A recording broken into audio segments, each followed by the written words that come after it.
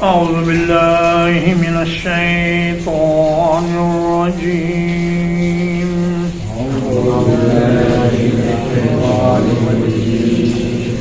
بسم الله الرحمن الرحيم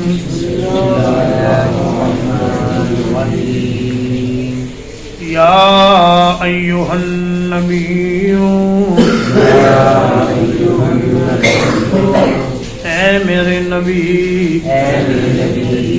لما تحرم ما احل اللہ لک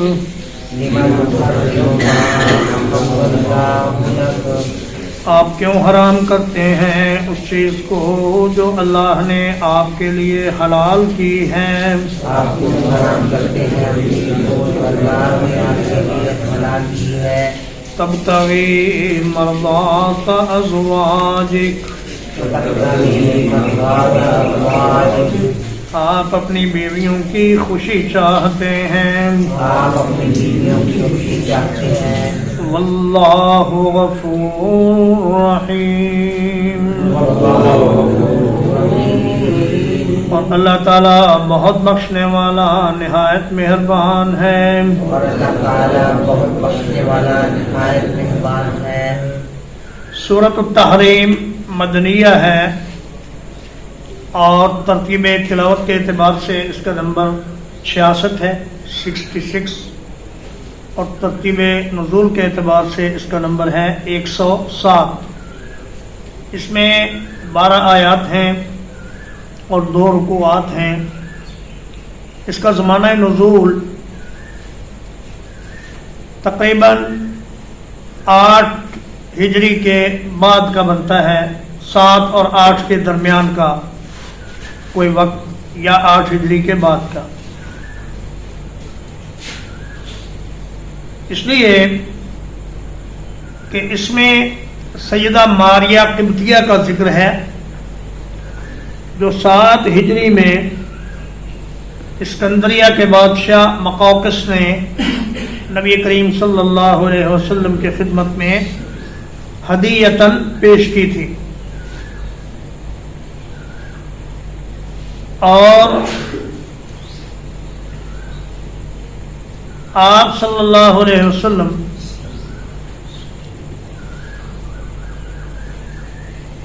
سیدہ ماریہ قبطیہ کو قباء کے علاقے میں ٹھہرائے ہوئے تھے ایک دن سیدہ حفصہ کی باری تھی اور نبی کریم صلی اللہ علیہ وسلم ان کے گھر میں موجود تھے لیکن حفصہ اس وقت اپنے والد کے گھر گئی ہوئی تھیں ان سے ملنے کے لیے تو اس دوران سیدہ ماریہ نبی کریم صلی اللہ علیہ وسلم کے پاس آ گئیں اور آپ صلی اللہ علیہ وسلم نے ان سے مباشرت فرمائی جب سیدہ حفصہ کو معلوم ہوا تو انہیں بڑی غیرت آئی کہ میری باری میں میرے گھر میں اور میرے بستر پر نبی کریم صلی اللہ علیہ وسلم ماریہ سے ملے ہیں تو اس وقت انہوں نے بڑی ناراضگی کا اظہار کیا تو نبی صلی اللہ علیہ وسلم نے انہیں خوش کرنے کے لیے یہ فرمایا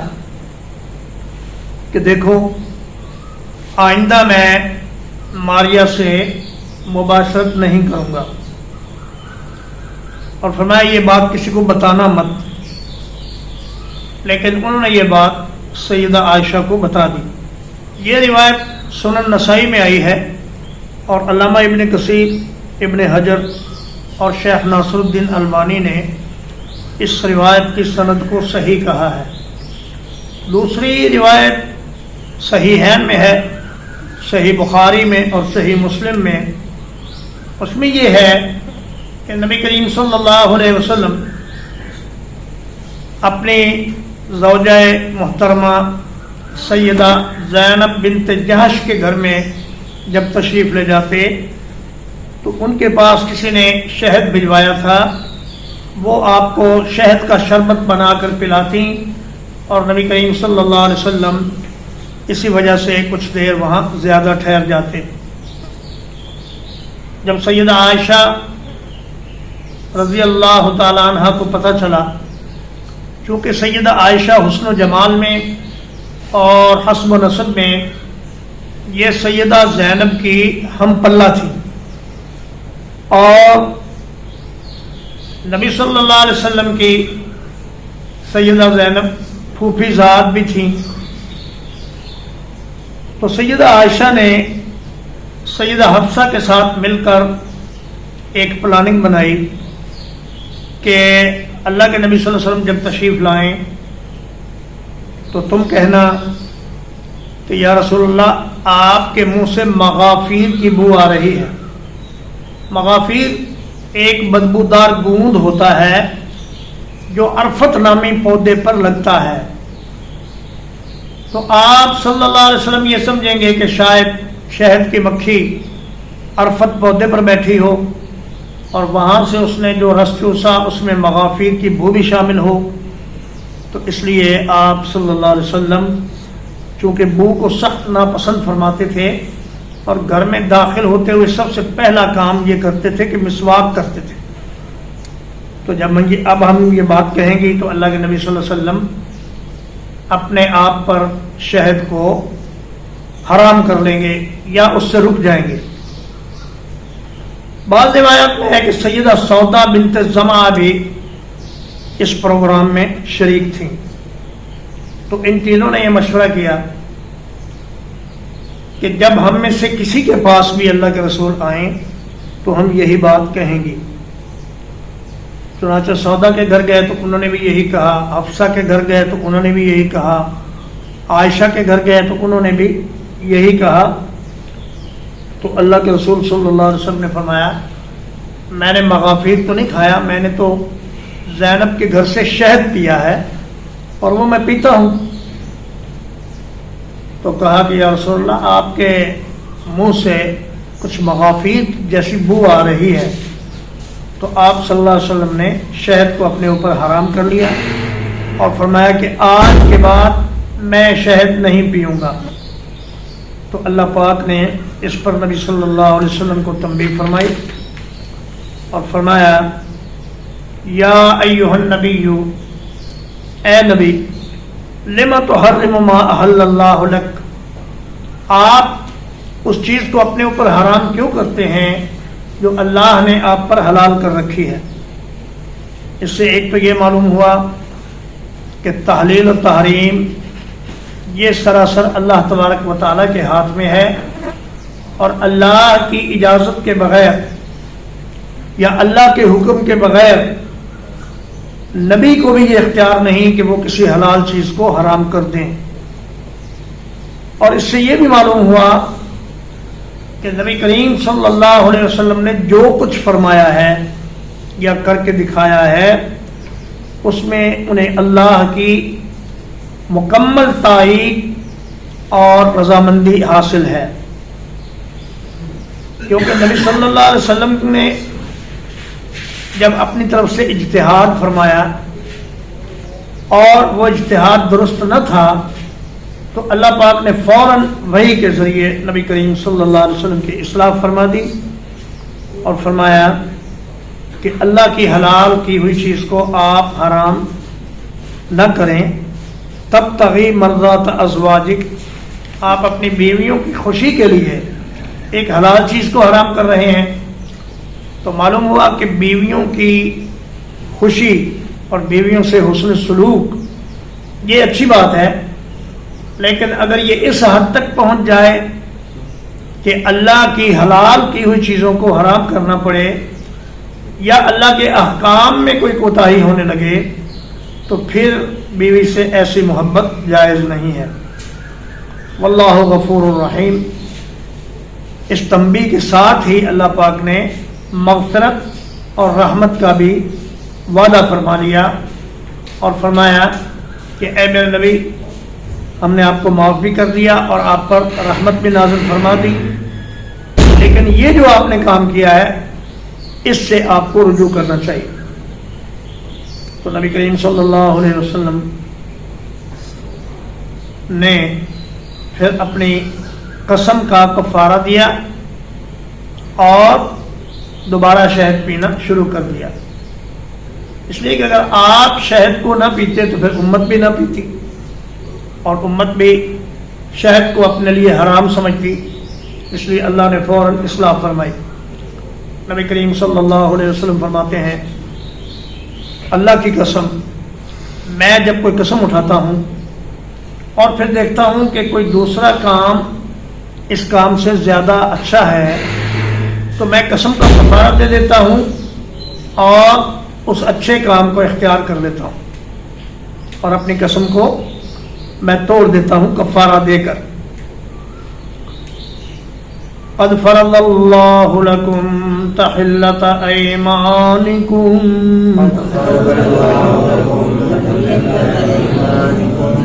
یقیناً اللہ تعالیٰ نے مقرر کر دیا ہے تمہارے لیے قسموں کا کفارہ۔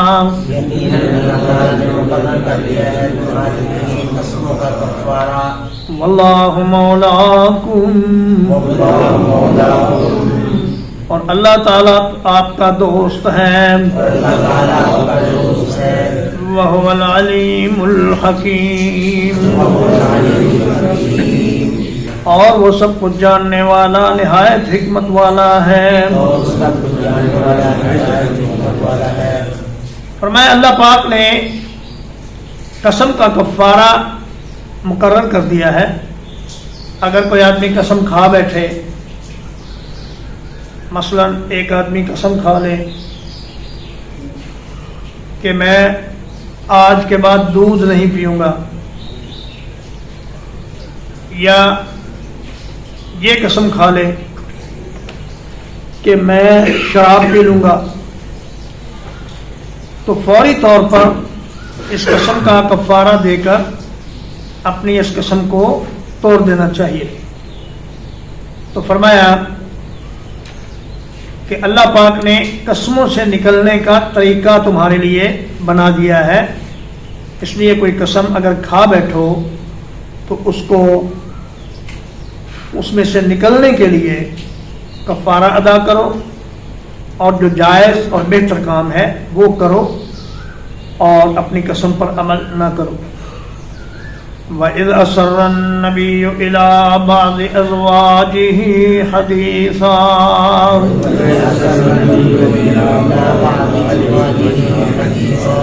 اور جب نبی صلی اللہ علیہ وسلم نے اپنی کسی بیوی سے ایک بات خفیہ طور پر کہی،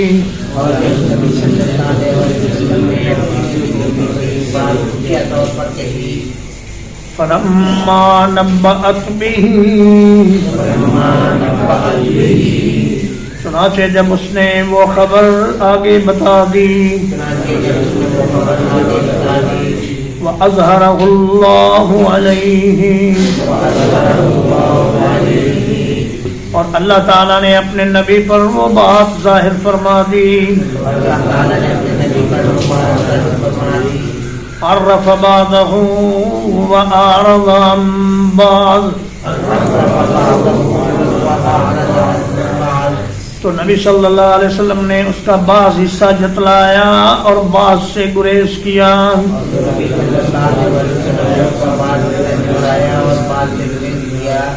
فلما نبأها به، پھر جب اللہ کے رسول نے اس خاتون کو وہ بات بتلائی، قالت من انبأك هذا، وہ کہنے لگی آپ کو یہ خبر کس نے بتائی ہے؟ قال نبأني العليم الخبير، فرمایا مجھے اس ذات نے بتائی ہے جو سب کچھ جاننے والا ہے، ہر چیز سے خبردار ہے۔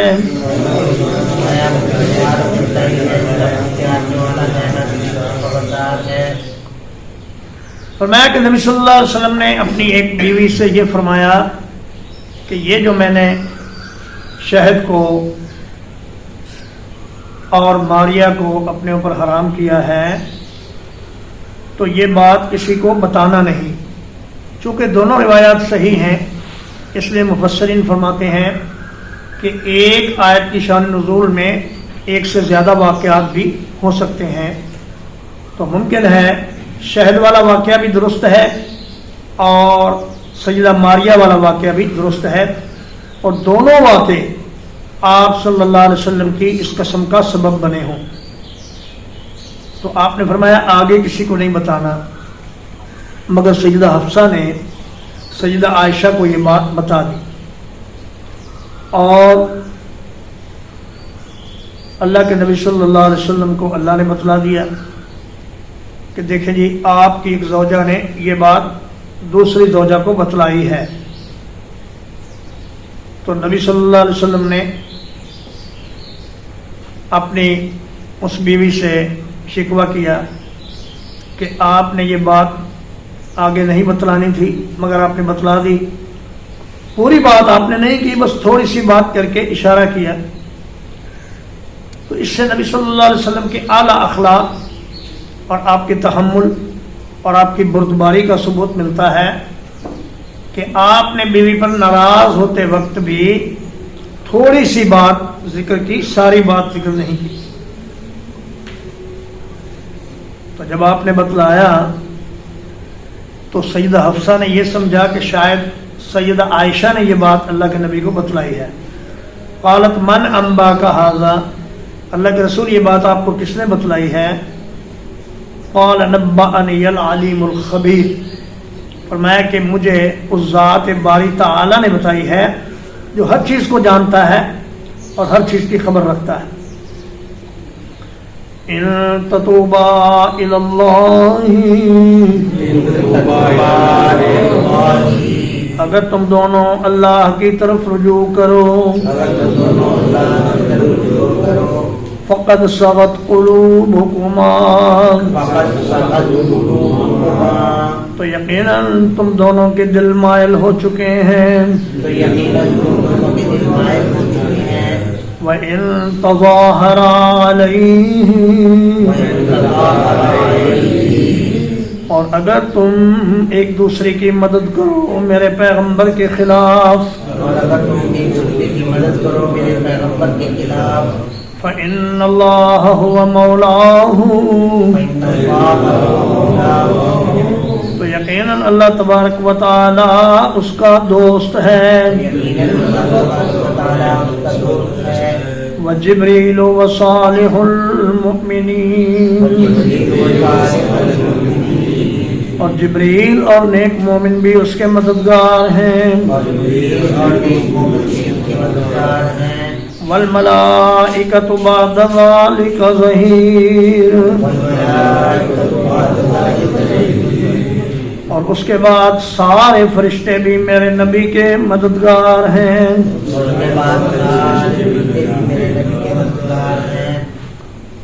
فرمایا اللہ کی طرف رجوع کرو اور آئندہ نبی صلی اللہ علیہ وسلم کو اس طرح پریشان کرنے کی کوشش نہ کرنا۔ فقد صغت قلوبکما، آپ دونوں کے دل ایک ایسی بات کی طرف مائل ہو گئے ہیں کہ جو نامناسب تھی۔ وَإِن تَظَاهَرَا عَلَيْهِ، یہ تظاہرہ اصل میں تھا تتظاہران، ایک تا تو آسانی کے لیے حذف کر دی گئی، اور نون اعرابی ان کی وجہ سے گر گیا تو یہ رہ گیا تظاہرہ۔ فرمایا اگر تم، یہ ظہر سے ماخوذ ہے یعنی ایک دوسرے کی پشت پناہی کرنا، فرمایا اگر تم دونوں میرے نبی کے خلاف ایک دوسرے کی پشت پناہی کرو گی، فَإِنَّ اللَّهَ هُوَ مَوْلَاهُ، مولا کا معنی یہاں مددگار کرنا چاہیے کہ یقیناً اللہ تعالیٰ اپنے نبی کا مددگار ہے، اور جبریل بھی اور نیک مومن بھی اور سارے فرشتے بھی اللہ کے رسول کے مددگار ہیں۔ اس لیے تمہاری کوئی کوشش میرے نبی کو کمزور نہیں کر سکتی، ان کی پشت پر بہت بڑی قوت موجود ہے۔ تو فرمایا کہ توبہ کرو، اللہ کی طرف رجوع کرو، اور آئندہ ایسا کام نہ کرنے کا وعدہ کرو۔ ترجمہ ایک بار، یا ایھا النبی، اے نبی صلی اللہ علیہ وسلم اے نبی صلی اللہ علیہ وسلم لما تحرم ما احل اللہ لک لما تحرم ما احل اللہ لک آپ کیوں حرام کرتے ہیں اس چیز کو جو اللہ نے آپ کے لیے حلال کی ہے آپ کیوں حرام کرتے ہیں اس چیز کو جو اللہ نے آپ کے لیے حلال کرائی ہے تبتغی مرضات ازواجک آپ اپنی بیویوں کی خوشی چاہتے ہیں آپ اپنی بیویوں کی خوشی چاہتے ہیں واللہ غفور رحیم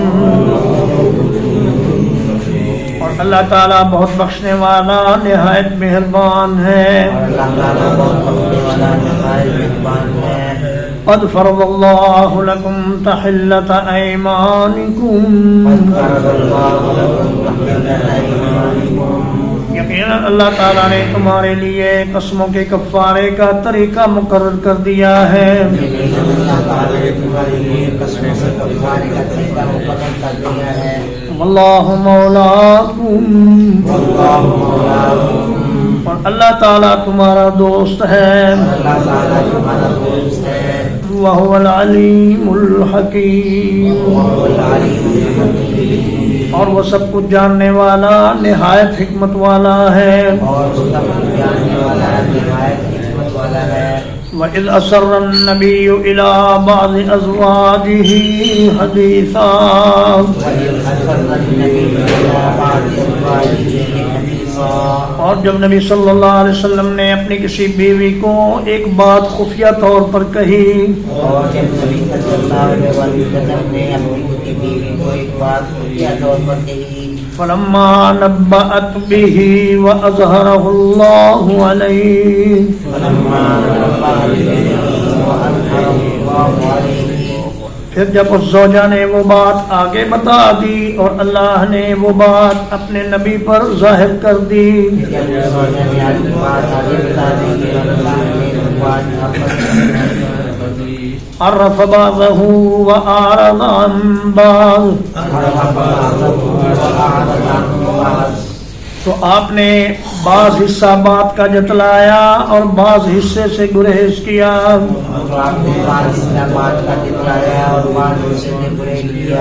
فلما نبأها به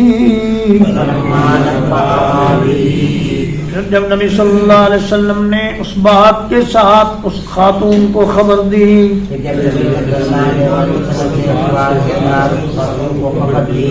قالت من انبأك هذا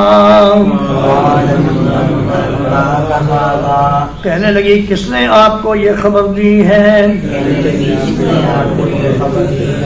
قال نبأني العليم الخبير فرمایا مجھے اس ذات نے خبر دی ہے جو سب کچھ جاننے والا بہت خبردار ہے